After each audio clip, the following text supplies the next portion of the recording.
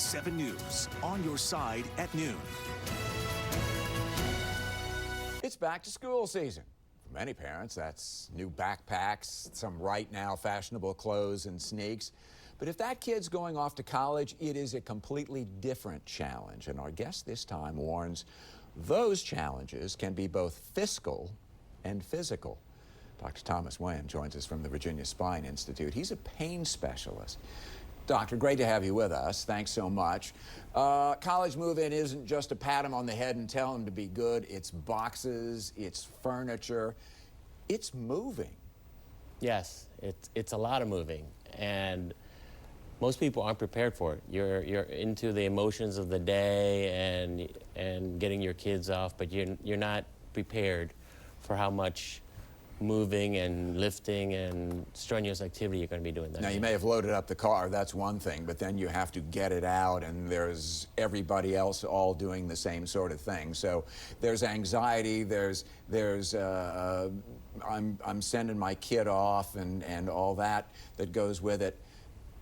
Is there a tendency to do too much, to try and get it done too fast, and not, even if you know the right way to lift and bend and that sort of a thing, there's a certain time crunch element here that I think figures into this as well. Well, I think that may be all in the parents' minds. Yeah. You've got the dorm room for the next 9 months. It's not going anywhere, but most parents try to unload real quick and get everything up into the room, and they tend to overdo it and not take the proper steps to avoid injury. We acknowledge that it is a stressful thing with lots going on. So what are some ways to lessen the chance that you're going to come sort of hunched over and holding your back? So I usually give my patients 5 simple tips. The first is, obviously, it's a move-in, and it's summertime, so you want to dress for the occasion.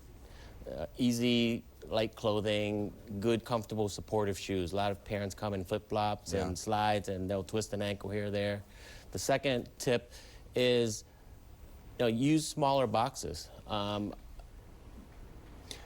Which goes against generally the conventional wisdom Yes, here. sir. Well, no, Yep. it's get as much as you possibly can into this giant Right. box and then go up 5 flights of stairs or something. You can't see where you're going. Yeah. You may not fit in the stairwell. It's more trouble than it's worth. I would rather do 2 small boxes and 2 trips than 1 big box and risk the injury of twisting an ankle, herniating a disc, or causing some sciatica with lifting too much. And that's the other thing, too, is that we're not just talking about aches and pains. There's the potential for doing some fairly serious harm here as well. Yes, sir. Yes, sir. I mean, most of the injuries I see from this time of the year is back injuries. We see a lot of strains from just repetition, from doing it over and over in one day. We'll get disc herniations, we'll get sciatica. Then we'll get the smaller ones like ankle sprains or hand injuries from boxes or moving the heavy furniture in the rooms. You're a pain specialist. Because there is that anxiety involved in all this, it seems to me that just worsens the situation, because you're tense to begin with and you might be a little on edge. Maybe relaxing a little bit too would be a good thing. Yes, it's a stressful time, but maybe you should, at least on that move-in part of it, just focus on the physicality of it, not so much the emotion. Well, the last tip is just enjoy the day. Take it easy, right? Yeah. It's a hot day, relax, try to hydrate, but there's no rush. Take it all in.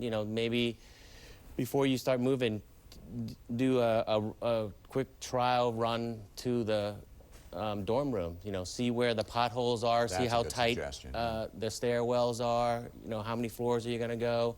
So that way when you go back to the car, which ones you're taking next and where you're going to need help with the rest of the boxes. Worst case, and I do realize that I'm coming out and all of a sudden I'm having trouble straightening up and it hurts already. Are there some early interventions? I mean, is it as simple as some pain relievers and maybe a little heat? What would you recommend? I mean, first obviously you stop, right? You don't keep on going. And then maybe stretch a little bit, ice helps a lot, and then some pain relievers initially for a couple days. If things, if you have pain that's shooting down the leg, then obviously you want to seek a professional. But otherwise, most of the things go away with a little bit of rest and simple home remedies. And going away too is that kid. So what you don't want to do different, is yeah. make it worse Right. by hurting yourself in the process. It's a problem. If you're sending a kid off to school, I've done it 3 times. Trust me, it's hard enough on its own, and not doing it if you're hurting yourself. Dr. Thomas Nguyen with the Virginia Spine Institute. Thanks so much. This is valuable stuff and something that I don't think people pay enough attention to. Yes, I agree. So Thank you for having me. appreciate it.